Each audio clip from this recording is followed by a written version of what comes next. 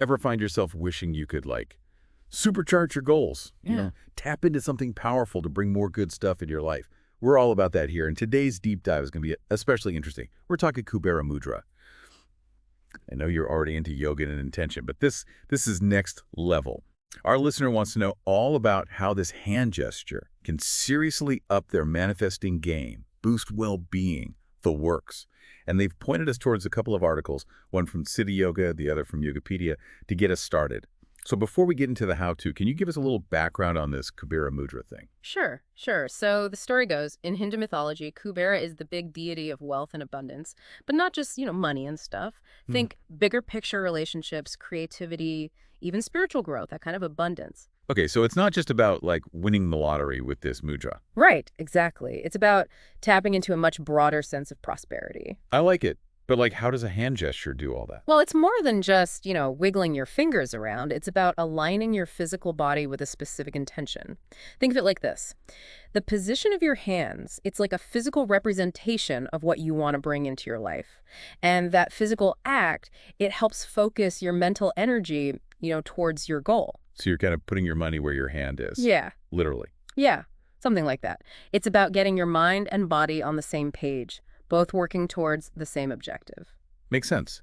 So we're talking about, like, aligning energy, which both of these articles mention. Can we break that down a bit? Because it does sound kind of out there. It does sound a bit mystical when you put it like that, but really it's not as complicated as it sounds. Think of it this way. When your thoughts are all over the place, it's hard to focus on anything, right? Like your energy is scattered. And this Kubera Mudra, when you pair it with a clear intention, it's like using a magnifying glass to focus all that energy onto what you want to achieve. So instead of just daydreaming about something, this helps you actually, like, make it happen. Exactly. And that physical mudra, it's just one piece of the puzzle. Yeah. It's most powerful when you use it with visualization, maybe some affirmations, and of course you got to put in the work towards your goals. So it's like having all the ingredients for an amazing cake, but the Kubera Mudra is the oven that bakes it all together. I like that analogy. Now, both articles mention a specific way to position your fingers. Can you walk us through that and explain why it's important? Absolutely, and this is where it gets really interesting. Each finger in this mudra represents something specific, okay? Like your thumb, that's willpower, determination. Your index finger, that's knowledge, wisdom. And then the middle finger, that's patience and perseverance. So when you bring those three fingertips together, you're essentially like combining those qualities within yourself. Whoa, so each finger is like a little power source, and connecting them makes this, like, amplified circuit of intention. That's a great way to put it. And then there's the ring finger and pinky finger. The ring finger, that's the one that symbolizes wealth and prosperity, right? And the little finger, that's communication, manifestation. And in this mudra, you curl those two into your palm so they're lightly touching the base of your thumb. So we're grounding those desires while the other fingers kind of beam the energy towards them. Got it. Okay, I'm already intrigued, and we're just getting started. It's amazing how much symbolism and potential is packed into such a simple gesture. So let's talk about these amazing benefits everyone keeps mentioning. Both articles seem to agree that this mudra can lead to some pretty incredible results, right? They really do, yeah. And it all comes back to this idea of focused intention and aligned energy. Think. Increased confidence, more clarity, even attracting good fortune and overcoming obstacles that are in your way. Okay, now hold on a second. I'm going to need you to elaborate on that. Yeah. How does, like, doing this hand gesture actually help with things like confidence or attracting good fortune? It still sounds kind of like, magic, even with all the energy talk. I get it. It's understandable to be skeptical. But think about it this way. When you're feeling scattered, unsure of yourself, it's harder to take action, right? And this mudra, when you use it with intention, it can quiet those distracting thoughts and help you find a sense of inner stillness. And from that place of clarity, it's easier to tap into your inner strength and make decisions without second-guessing yourself so much. So it's not like the Kubera Mudra is magically giving you confidence, but it's like clearing out the junk that might be blocking you from feeling it yourself. Exactly. And when you move through the world with that kind of confidence, that grounded energy, it's just natural that you're going to start attracting more positive opportunities. It's not magic. It's about showing up as your best self. That makes sense. And what about overcoming obstacles? Where does the Kubera Mudra come in there? So both articles talk about how this practice can help you face challenges with more resilience. Remember what each finger represents: patience, Perseverance, willpower, all those qualities we need to get through tough situations. It's like having a mental toolkit specifically for overcoming obstacles, and the Kubera Mudra is the key that unlocks it. Precisely. Okay, you've convinced me. Yeah. This Kubera Mudra is sounding less like a mystical hand gesture and more like a super practical tool for, like, self-mastery. Exactly. It's about taking control of your own destiny, in a way. So for our listeners who are probably thinking, all right, I'm ready, how do I do this thing? Uh, What are the actual steps involved in practicing the Kubera Mudra? the good news is both articles give really clear instructions, and it's a very simple practice. First things first, get comfy. Find a good seated position. Could be on a cushion, in a chair, even just on the floor if that's your jam. Whatever helps you feel grounded and relaxed. Comfort is key. Can't manifest abundance if your legs are asleep. Exactly. Once you're comfy, rest your hands on your thighs or in your lap, palms facing up.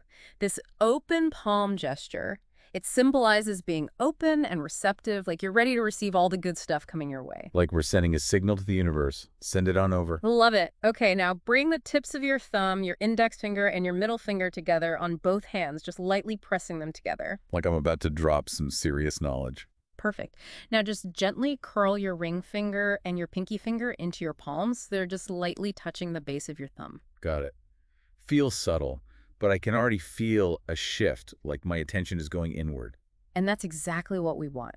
Now, while you're holding this mudra, try to visualize your desired outcome. Really see it, feel it, believe it with everything you've got. So it's not just like a vague wish, but a really clear, vibrant picture of what we want to create. That's it. The more clearly you can see and feel that goal, the more powerfully you can direct your energy towards it. Got it. And how long should we aim to hold the Kubera Mudra for? The City Yoga article suggests practicing for about 2 minutes a day, but it's not about sticking to a strict timetable. It's more about making it a regular part of your routine, even just a few minutes a day, but you got to be consistent. Over time, that's what makes a difference. Gotcha. Consistency over intensity. Makes sense. Now, I know you mentioned earlier that the Kubera Mudra, it works best when you combine it with other practices. One of the articles mentioned a mantra we can use. Yes. The City Yoga article actually offers a really powerful mantra you can chant while you're holding the Kubera Mudra. Om Shwing Klim Blim Klim Klim Klim Visampateshvaraya Nama. Wow, okay, that's a mouthful. Can you break that down for us? What does it all mean? Of course. So, Om, that's that primordial sound, right? Believed to encompass everything in creation. Then there's Shreem. That's the seed sound of Lakshmi, the goddess of wealth and prosperity. You're basically inviting her blessings into your life. Kleem. That's a powerful seed sound for attracting what you desire, in this case, invoking Kubera's energy of abundance. And then finally, Vitishvaraya Nama. That's directly addressing Kubera, acknowledging him as the Lord of Wealth. So it's like a multi-layered invocation of abundance, drawing on these ancient sounds and deities to amplify our intention. Precisely. You got it. That's powerful stuff. Now, the article also mentioned something about using affirmations along with the Kubera Mudra. Can you tell us more about that? Yes. Affirmations, those are powerful statements that help reinforce positive beliefs, And the article even gives a great example. In my experience, it's important to put forth the effort and not rely on others. I love that. It's a great reminder that we have the power to create our own reality, but it takes action, not just wishing. Exactly. It's about aligning your actions with your intentions. You can't just sit there with your fingers crossed and hope for the best. So we've got the mudra, the visualization, the mantra, the affirmations. Are there any other nuggets of wisdom from the articles that our listeners should know about? Both articles really stress that the Kubera Mudra is a tool. And like any tool, how effective it is depends on how you use it. It's not some magic wand that instantly grants wishes. It's about enhancing the work you're already putting in, helping you tap into your potential to create that abundance you're seeking. So it's about taking responsibility for our own desires and working with the universe to make them happen. Exactly. And speaking of responsibility, the City Yoga article mentioned a couple of precautions. What did they say? Right. They said that if you have any health concerns, especially related to your heart or blood pressure, it's always best to check with a healthcare professional before practicing this or any mudra and listen to your body. If it feels off or uncomfortable at any point, gently release the gesture. No big deal. Always good advice. It's about honoring your body and practicing in a way that feels safe and supportive. Make sense? Makes sense. It's about setting yourself up for success. Right. Okay, so we've talked about the benefits, we've talked about the finger symbolism, but for our listeners who are like, okay, I'm sold, how do I do this thing? Can you walk us through the actual steps of practicing the Kubera Mudra? Yeah, absolutely. It's actually a really simple practice, which is great. Both articles lay it out really clearly. So, step one, you want to get yourself into a comfy seated position.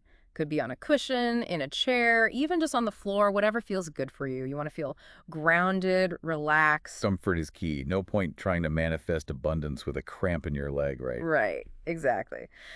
So once you're comfy, just rest your hands on your thighs or in your lap, palms facing up. Open for business. Exactly. It's that open, receptive energy, like you're ready to receive all the good things coming your way. Send that signal out to the universe. We're ready. Yes. Okay, now for the mudra itself. Hmm. Bring the tips of your thumb, your index finger, and your middle finger together on both hands, just lightly pressing them together. Like I'm about to, snap my fingers and make something magical happen. Exactly. And then you're going to take your ring finger and your pinky finger and just curl those gently into your palms. They should be just lightly touching the base of your thumb. Okay, yeah, I feel that. Subtle, but I can feel it. Like my attention is already going inward. And that's exactly what we want. Now, here's the cool part. While you're holding this mudra, really try to visualize what you want to manifest. See it, feel it, believe it with everything you've got. So we're not just vaguely wishing for something. We're creating a crystal clear picture in our minds, right? Like almost like it's already happened. You got it. The more real it feels to you, the more powerfully you can direct your energy towards making it happen. I love it. Okay, so how long should we aim to hold this mudra for? Is there like a magic number? Well, the City Yoga article, they suggest practicing for about 2 minutes each day. But honestly, it's not about being super strict with the timing. It's more about making it a consistent part of your routine. So it's not about how long you do it, it's about showing up consistently. Exactly. Even if you can only spare a few minutes each day, that's fine. Just make it a regular practice. Over time, those little moments, they add up. Consistency is key. Got it. Now, I know we talked about combining the Kubera Mudra with other practices for maximum impact. One of the articles mentioned a mantra we can use. Can you tell us a bit more about that? Absolutely. So the City Yoga article actually gives a really powerful mantra that you can chant while you're holding the Kubera Mudra. Give it to us. Okay, here it is. Shrim Klim Klim. Shrim Klim. Viteshvaraya Nama. Wow, that's quite a mouthful. Can we break that down a bit? What does it all mean? Of course.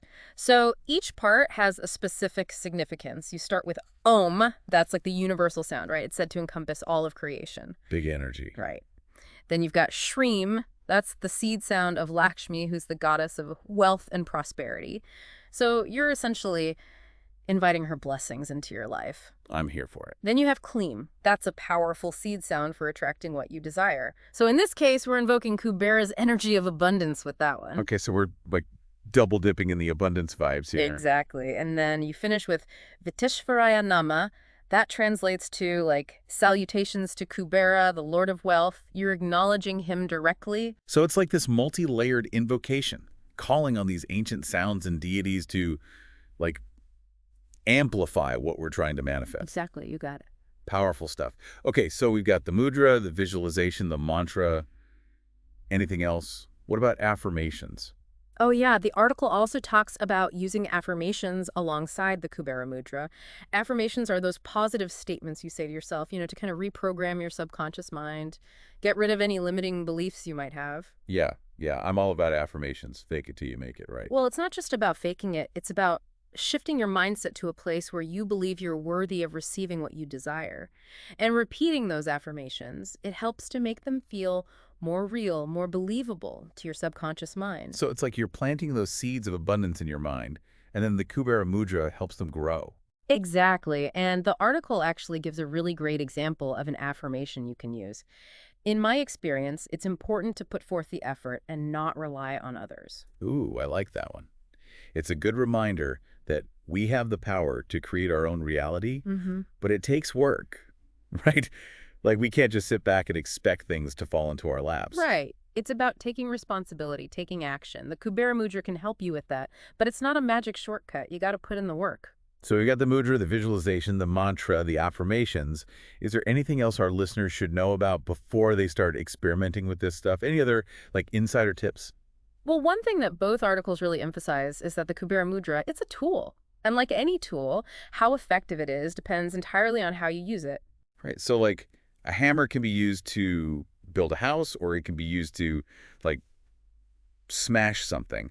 It depends on the intention behind it. Exactly. And the same goes for the Kubera Mudra. It's not going to magically grant wishes if you're just sitting around, not taking any action toward your goals. So it's about like aligning your actions with your intentions, right? Yeah. Using this mudra to amplify the work you're already doing. Exactly. It's about tapping into your own potential and then using that energy to create the abundance you're seeking. Right, I'm convinced. This Kubera Mudra, it's not just some woo-woo hand gesture.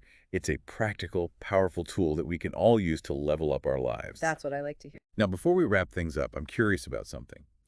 Both articles we looked at, they mainly focus on using the Kubera Mudra for like personal benefit, right? Yeah. Like manifesting our own desires, achieving our own goals.